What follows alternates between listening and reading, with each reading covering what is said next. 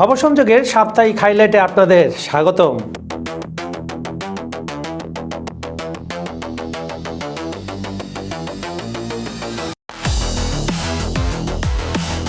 কল্পনা করুন একটি অস্ত্র যা মাত্র ২০ মিনিটে ৩,৫০০ কিলোমিটার দূরের টার্গেটে আঘাত হানতে পারে, যার গতি শব্দের চেয়ে ১৭ গুণ বেশি এবং যাকে কোনো প্রতিরক্ষা ব্যবস্থা আটকাতে পারে না। এই হলো ডার্ক ঈগল, আমেরিকার সবচেয়ে গোপন এবং শক্তিশালী হাইপারসনিক ক্ষেপণাস্ত্র। ডার্ক ঈগল যে ক্ষেপণাস্ত্র রাশিয়ার প্রতিরক্ষা ব্যবস্থাকে চ্যালেঞ্জ করছে। হাইপারসনিক মিসাইল কি? বন্ধুরা, প্রথমেই বুঝে নিই হাইপারসনিক মিসাইল মানেটা কি। সহজ ভাষায় যে ক্ষেপণাস্ত্র ম্যাক 5 বা তার বেশি গতিতে চলে, মানে শব্দের গতির 5 গুণ দ্রুত, তাকে হাইপারসনিক বলা হয়ে থাকে। এখন শব্দের গতি প্রতি ঘন্টায় প্রায় 1200 কিলোমিটার, তাহলে হিসাব করে দেখুন মাক 17 মানে প্রতি ঘন্টায় 20,000 কিলোমিটারের বেশি। OMG মানে ও মাই গড, কি ধরনের ক্ষেপণাস্ত্র বানিয়ে ফেলল ট্রাম্পের আমেরিকা।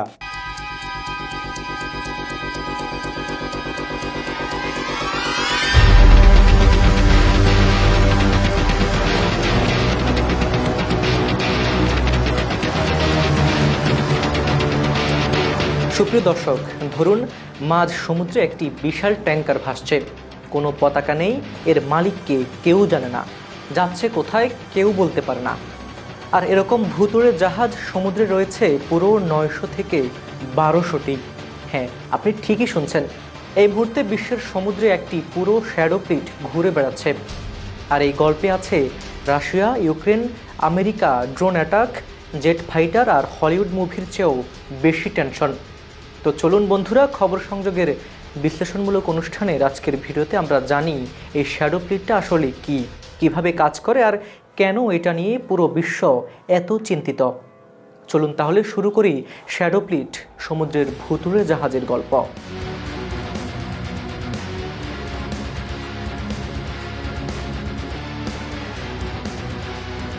তো প্রথমে বুঝে নেই শ্যাডো ফ্লিট জিনিসটা আসলে কি। সহজ ভাষায় বলতে গেলে এগুলো হচ্ছে পুরনো জরাজীর্ণ তেলবাহী জাহাজের একটি গোপন বহর। এদের মূল কাজ পশ্চিমা দেশের নিষেধাজ্ঞা এড়িয়ে রাশিয়া, ইরান আর ভেনেজুয়েলার তেল পাচার করা। এখন মজার ব্যাপার হলো এই জাহাজগুলোর মালিককে কেউ জানে না, কোন দেশের পতাকা উঠছে সেটিও হয়তো কেউ বলতে পারে না। হয়তো বেনিন, হয়তো গাম্বিয়া, হয়তো সেশেলস। কিন্তু সব ফেক। বিমা আছে? না। নিরাপত্তা মান আছে? সেটিও নেই। 2022 সালে ইউক্রেন রাশিয়ার হামলার পর এই শ্যাডো ফ্লিট যেভাবে বেড়েছে, রয়্যাল ইউনাইটেড সার্ভিসেস ইনস্টিটিউটের গবেষকরা একে বলছেন বিস্ফোরক বৃদ্ধি। আর এটি শুধু তেল পাচারের গল্প না, এর পেছনে আছে একটি পুরো অবৈধ নেটওয়ার্ক। কিভাবে কাজ করে এই সিস্টেম? লয়েডস লিস্ট, যারা শিপিং ইন্ডাস্ট্রির বাইবেল, তারা একে বলেছে প্রতারণামূলক শিপিং চর্চার পাঠ্য বইয়ের উদাহরণ। স্টেপ নাম্বার 3, অন্ধকারে চলাচল। এই জাহাজগুলো চলার সময় AIS অর্থাৎ অটোমেটিক আইডেন্টিফিকেশন সিস্টেম বন্ধ করে দেয়। এর মানে স্যাটেলাইটে ট্র্যাক করা যায় না জাহাজ কোথায়, বা কেউ জানে না কি নিয়ে যাচ্ছে, কেউ সেটি দেখতে পারে না। স্টপ স্ক্রলিং এখনই কেন বলছি? কারণ আপনি কল্পনা করুন আগামীকাল সকালে ঘুম থেকে উঠে CNN খুললেন আর দেখলেন আমেরিকা নামের দেশটি পৃথিবী থেকে মুছে গেছে।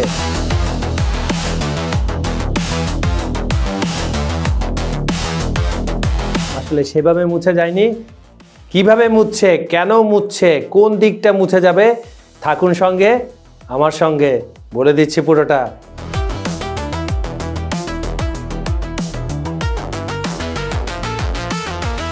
আমি আপনাকে দেখাবো এমন 10টা শকিং ফ্যাক্ট যা জানার পর আপনার চোখ কপালে উঠবে, 100% গ্যারান্টি। আরে হ্যাঁ, শেষ পর্যন্ত থাকুন, কারণ শেষে আছে মাইন্ড ব্লোয়িং টুইস্ট। আমাদের অনুষ্ঠানটি আপনারা পৃথিবীর কোন প্রান্ত থেকে দেখছেন কমেন্টে জানান। Bangladesh, Bharat, America, Europe, UK, মধ্যপ্রাচ্য, যেখান থেকে দেখুন না কেন, আমরা আপনার মতামত শুনতে চাই। চলুন শুরু করা যাক। দ্য অ্যাপোলোপিক্স সিনারিও, আমেরিকা হারিয়ে গেলে বিশ্বের কি হবে? যেভাবে এই ধসের শুরু জানতে চান, চলেন জেনে নেই। চলুন প্রথমে সবচেয়ে বড় বোমা ফাটাই। টাকার খেলা, তার চেয়ে ভালো বলা উচিত ডলারের খেলা। শকিং ফ্যাক্ট নাম্বার 1, অর্থনৈতিক ভূমিকম্প। আমেরিকা হলো বিশ্বের সবচেয়ে বড় অর্থনীতি, পুরো পৃথিবীর জিডিপির $25 ট্রিলিয়ন। এটা পুরো বিশ্ব অর্থনীতির 25%। একটি মাত্র দেশ। একটা উদাহরণ দেই, ধরুন আপনার পরিবারে 4 জন মানুষ আয় করে, হঠাৎ একজন যে পুরো আয়ের 1/4 আনত সে হারিয়ে গেল, কি হবে?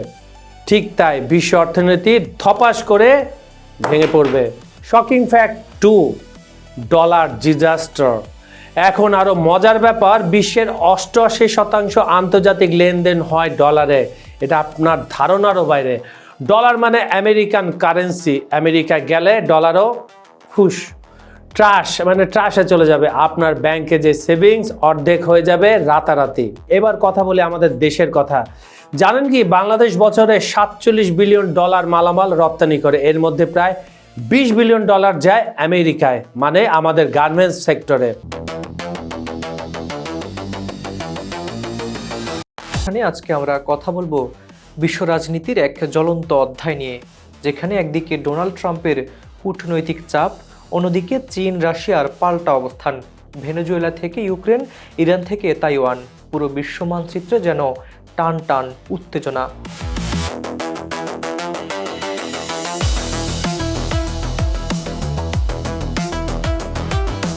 প্রথম সেগমেন্টে রয়েছে ভেনেজুয়েলার ট্রাম্পের চাপ, তেল যুদ্ধের নতুন মাত্রা। বন্ধুরা, ফ্লোরিডার আর আলাগো রিসোর্টে বসে ডোনাল্ড ট্রাম্প সাংবাদিকদের সামনে দিলেন এক কড়া বার্তা। তার টার্গেট ভেনেজুয়েলার প্রেসিডেন্ট নিকোলাস মাদুরো। ট্রাম্পের কথায় ক্ষমতা ছেড়ে দেওয়াটাই এখন মাদুরোর জন্য সবচেয়ে বুদ্ধিমানের কাজ হবে। কিন্তু শুধু কথায় সীমাবদ্ধ নেই ট্রাম্প প্রশাসন। মার্কিন কোস্টগার্ড ইতিমধ্যে ভেনেজুয়েলার 3টি তেল ট্যাঙ্কার জব্দ করেছে। এই ট্যাঙ্কগুলোতে রয়েছে প্রায় 40 লাখ ব্যারেল তেল, যার মূল্য শত শত মিলিয়ন ডলার। ট্রাম্পের ঘোষণা অনুযায়ী এই তেল আর ফেরত দেওয়া হবে না, হয় মার্কিন কৌশলগত মজুদি রাখা হবে, নয়তো বিক্রি করে দেওয়া হবে। এখন প্রশ্ন হলো, এটা কি আইনসম্মত? ভেনেজুয়েলা সরকার একে আন্তর্জাতিক জলদস্যুতা বলে আখ্যা দিয়েছে। প্রেসিডেন্ট মাদুরো পাল্টা বার্তায় ট্রাম্পকে বলেছেন, ভেনেজুয়েলা নিয়ে মাথা না ঘামিয়ে নিজের দেশের সমস্যা দেখুন। ভেনেজুয়েলার পররাষ্ট্রমন্ত্রী ইভান গিল জাতিসংঘকে চিঠি দিয়ে সতর্ক করেছেন, এই অবরোধ শুধু ভেনেজুয়েলা নয়, বরং বিশ্বজুড়ে তেল ও জ্বালানি সরবরাহে বড় অস্থিতিশীলতা তৈরি করবে। সেগমেন্ট 2তে চলে যাই চীন রাশিয়ার পাল্টা অবস্থান, ভূ রাজনৈতিক দাবা খেলায়। এই ঘটনার পর দুটো দেশ সঙ্গে সঙ্গে সরব হয়ে উঠেছে, রাশিয়া এবং চীন। রাশিয়ার পররাষ্ট্রমন্ত্রী সের্গেই ল্যাভরভ সরাসরি ভেনেজুয়েলার পররাষ্ট্রমন্ত্রীর সঙ্গে ফোনে কথা বলে যুক্তরাষ্ট্রের এই পদক্ষেপের তীব্র নিন্দা জানিয়েছেন। রাশিয়া ঘোষণা করেছে তারা মাদুরো সরকারের পাশে থাকবে। অন্যদিকে চীন একে আন্তর্জাতিক আইনের চরম লঙ্ঘন বলে অভিহিত করেছে। বেজিং বলছে, ভেনেজুয়েলার স্বাধীনভাবে উন্নয়ন ও অন্য দেশের সঙ্গে ব্যবসা করার পূর্ণ অধিকার রয়েছে।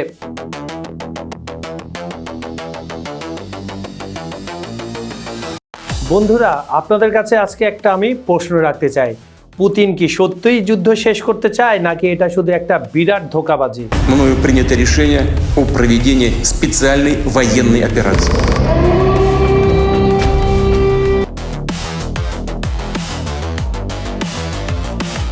আমেরিকান গোয়েন্দারা যা বলছে সেটা শুনলে আপনার চোখ কপালে উঠে যাবে। দেখুন বন্ধুরা, বাইরে থেকে মনে হচ্ছে যুদ্ধ শেষ হওয়ার দিকে যাচ্ছে। ট্রাম্প বলছেন শান্তি চুক্তি কাছে এসে গেছে। মিডিয়াতে শান্তি আলোচনার খবর, সবাই ভাবছে অবশেষে এই দুঃস্বপ্ন শেষ হবে। কোনটা? প্রায় 4 বছর হতে যাওয়া ইউক্রেন রাশিয়ার যুদ্ধ। কিন্তু পর্দার পেছনে যা ঘটছে সেটা একদম আলাদা গল্প। আমেরিকার 6টি গোয়েন্দা সূত্র, যারা কিনা পুতিনের মাথার ভেতরটা কিছুটা দেখতে পেয়েছে, তারা বলছে পুতিন 1 ইঞ্চিও সরেনি তার আসল লক্ষ্য থেকে। তার মানে কি? মানে হলো পুতিন শুধু ইউক্রেনের কিছু অংশ চায় না, তিনি চান পুরো ইউক্রেন। শুধু তাই নয়, সাবেক সোভিয়েত সাম্রাজ্যের যেসব দেশ আগে তার অধীনে ছিল সেগুলোতে আবার নিয়ন্ত্রণ চান। বেশ ভালো কথা, পুতিন সেটা চাইতেই পারেন। বাস্তবতার ছবিটা কি বলছে জেনে আসি। এখন আমাদের দেখতে হবে কি অবস্থা দাঁড়িয়েছে। কোথায়? ব্যাটেলফিল্ডে। রাশিয়া এখন দখলে রেখেছে ইউক্রেনের প্রায় 21%-এরও বেশি এলাকা। শুনতে কম মনে হলো, এটা বিশাল। এর মধ্যে আছে কি? কিমিয়া, যেটা 2014 সালেই দখল করেছিল, লুহেনেক্স, আর দোনেক্সের বেশিরভাগ, যেটা ইন্ডাস্ট্রিয়াল হাব বলে পরিচিত, জাপোরজিয়া আর খেরসনের কিছু অংশ।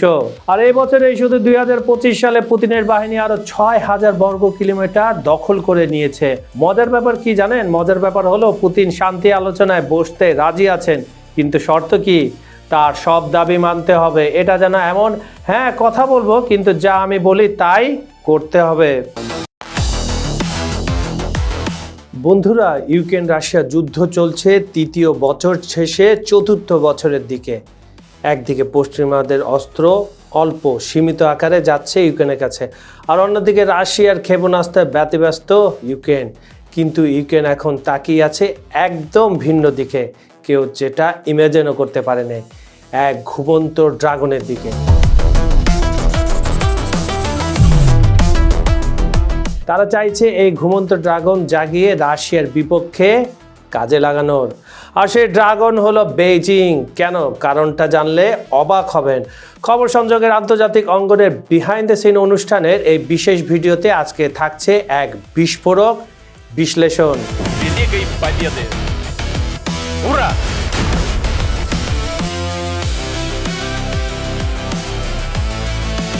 বন্ধুরা, আপনারা হয়তো ভাবছেন ইউক্রেন রাশিয়া যুদ্ধে চীনের কি দরকার। আসলে তো চীনের কি দরকার? চীন তো তার নিজের মতো করে থাকে, চীন ব্যবসা করে, চীন তার নিজের সুপার পাওয়ার নাম্বার 1 ব্যবসার দিক থেকে হওয়ার জন্য চেষ্টা করছে। চীনের এখানে কি দরকার? আর চীন তো রাশিয়ার বন্ধু, সবসময় রাশিয়ার পক্ষে থাকবে, তাই না? কিন্তু ভুল, বাস্তবতা আরও জটিল।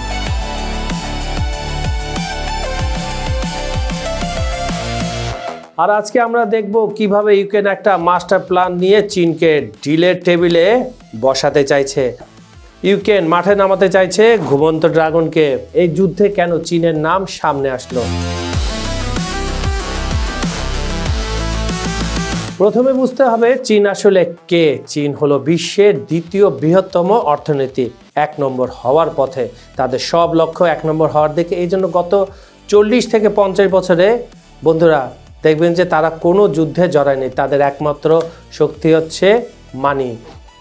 অন্য সবাই যুদ্ধ করুক, আমি ব্যবসা বাণিজ্য দিয়ে পুরো পৃথিবীর টাকা আমার ঘরে নিয়ে যাবো, এটা হলো চীনের মূলনীতি। আর রাশিয়ার সবচেয়ে বড় বাণিজ্যিক অংশীদারও বলা হয় চীনকে।